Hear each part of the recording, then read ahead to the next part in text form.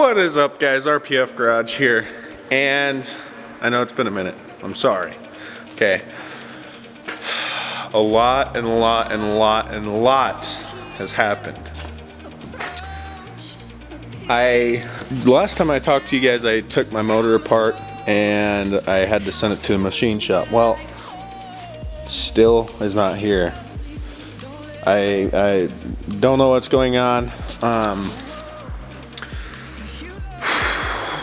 I keep trying to talk to the guy and keep trying to talk, and he doesn't want to get back to me. It's KA. I'm not really too bummed about having, if I get a new motor, just like get a new block or something and crank. But the one thing that does irritate me is that I have a competition White Bunny or something clutch. I can't remember what clutch is on it, but it is a competition clutch. It is a really stiff clutch, and that's the only thing I'm concerned about. I left it on there. I know I should have taken it off, but I didn't. I left it on. So that's the only thing that kind of irritates me about it. Like I said, I could get a new block and I could get a new crank. It doesn't bother me. It's the clutch that's on it, and I keep trying to call the guy, and he says, I haven't looked at it, so. And it's been months. It's probably been 3 or 4 months since I've even seen my block. So, and I just had them simple. I tore it all the way down. You could see all of the, I got my intake manifold, tranny, head, crank, or cams. I even took off the oil filter housing. I took legitimately everything apart. My power steering pump, my alternator, my pan, everything is completely off of it. My timing, everything's off of it. Everything. And so when I started talking to him, the first thing he said was, well, you didn't take it apart. I didn't take it apart. I mean, I got the parts in my shop to prove that it's completely torn apart. Well, you didn't take, what do you say I did? Oh, I didn't take my crank out. And I said, dude, I'm having you micrometer it, or plastic gauge it to make sure it's within spec. So you need my crank, you need my rods, you need my block. Well, it's the pistons and the rods and the crank cradle and all that stuff still in it. And I was like, of course it is. I'm not going to take it apart. I'm going to let you do that, so that way you can tell me if it's within spec or not, and tell me what I got to do, what I got to order, so that way it doesn't knock anymore. So that's what he was saying, and I called him and I said, a month or two later, I said, hey, did you look at it yet? No, I haven't got the chance to. So it's the 24th right now.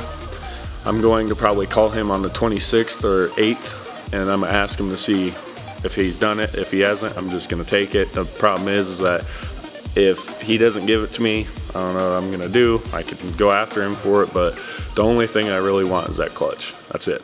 The motor I could care less about. I just want the clutch.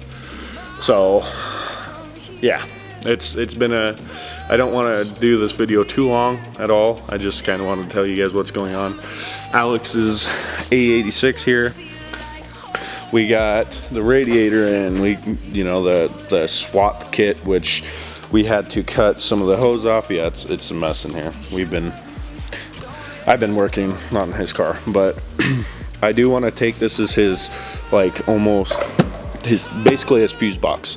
So all these wires and everything, I kind of want to cut the wiring harness here and lengthen it and put it behind the seat, because there's no real place to put it. Battery goes here. Whatever, we could relocate either or. So we got this running. The only thing that we're missing now is sorry about that truck, is the adapter piece to go from here to this.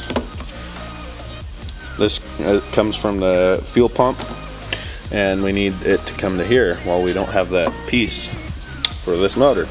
So he's been getting that.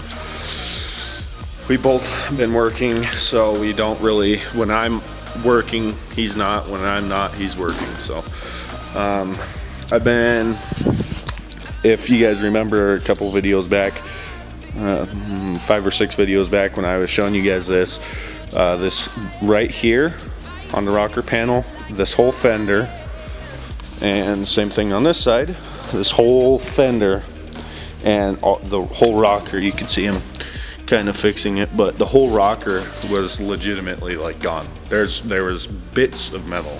The whole thing was gone. So since this is just our drift cars, I put some spray foam in there, let it set up, sanded it, put Bondo on it. I need more Bondo, but put Bondo on it and just keep going over it and over it and over it until it's nice and smooth. But this fender is pretty much done. This whole piece is all Bondo. All that, it's all Bondo. So, and then, like I said, it's our drift cars. It doesn't need to be perfect, just as long as it doesn't look like a hoopty. So, which once we primer it, I only put this black on there to see if, you know, what I needed to sand. Once we put the primer on there, I got a couple of spots to fix, but once we put the primer on there, the paint will be good. I'm just going over sanding, you know, little spots that I have to.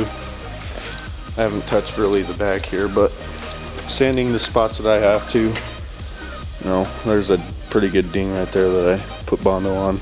I still have to sand the Bondo and stuff, but yeah, so that's what I've been doing. Pretty busy, going to the gym, personal life stuff happening, and trying to get the cars done. And it's quite frustrating. We've missed 3 events so far, and the year is about done for drift season where we're at in North Dakota here. So it's quite irritating because I wanted to go to at least one this year. I knew it was going to be hard, but this is just ridiculous. His car is legitimately right there. All we need is this piece right here, and get the battery situated, get that situated, and his car could go to an event. On the other hand, mine has no motor in it at all. All my wiring, because I'm planning on actually painting the bay. Since it's out, I'm just gonna legitimately go completely through it and sand it down, put primer on it, and then paint it black. Because this is ridiculous, man. No motor. There's legitimately nothing in here. My wiring harness, I just threw everything in the center so that way I could, you know, get this shit painted. So very frustrated, very tired of the machine shop screwing with me. To an extent, it's not really their fault, but at the same time it is. So that would have been really easy for him just to plastic gauge it and make sure that, I could have gotten away with just ordering oversized bearings, but I wanted it done right, and now it's screwing with me. So very frustrating, but at the same time, you get what you get with cars. I just can't believe I've never had a machine shop take this long, ever. So like I said, I don't want to drag this video out. I wanted to, you know, keep you guys in the loop of what's happening, and I haven't posted in months, so been kind of, I don't want to record something not car related. Like, I'm not gonna vlog my everyday life, because gym, work, or work, gym, come out here, do a little bit on the cars, and that's it. Like, legitimately 30 minutes on the car, so not even worth it. So yeah, I mean, it's quite frustrating, but at the same time, you get what you get. So thought I'd get you guys in the loop. But one more thing.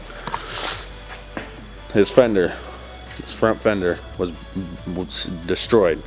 I had to fix this corner right here because it was bent and snapped off. Had to fix a little bit here, not too much. Had to fix the bottom right here. There was a hole for the antenna.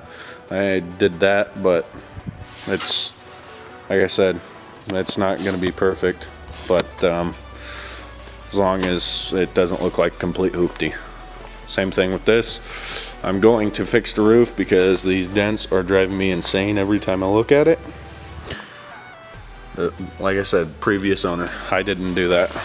These dents right here, not me, because I don't put anything on the hood or the roof of my car. So thought I'd get you guys in the loop. I'm sorry I haven't posted at all, but if you guys liked the video, give it a thumbs up. If you guys want to see more of nothing happening because the machine shop's screwing me, then subscribe. But until then, I'll see you guys on the next one.